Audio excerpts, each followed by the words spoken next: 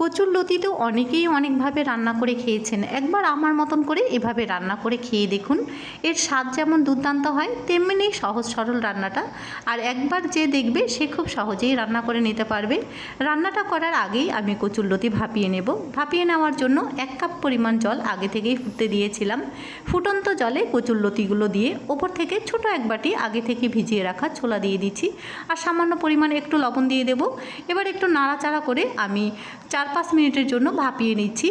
খুব বেশি সেদ্ধ করার একদমই প্রয়োজন নেই, জাস্ট ভাপিয়ে নিলেই হবে।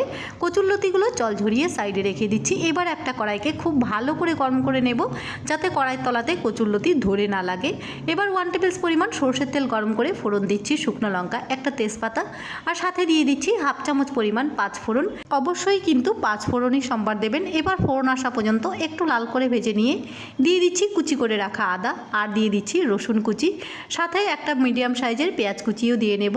এবার ফোড়নের সাথে পেঁয়াজ রসুন আদা বেশ ভালো করে ভেজে নিতে হবে, যতক্ষণ না পেঁয়াজ রসুনের মধ্যে একটা লালচে কালার চলে আসে। আর আমি খুব ভালো করে ভেজে নিয়েছি, একটা লালচে কালারও চলে এসেছে। ঠিক এই সময় আগে থেকে ভাপিয়ে রাখা কচুরলতিগুলো এবার দিয়ে নেব, আর সাথে স্বাদ মতো লবণ, একটু হলুদ গুঁড়োও দিয়ে নিচ্ছি। ঝালের জন্য 2টো কাঁচা লঙ্কা চেরা দিয়েছি।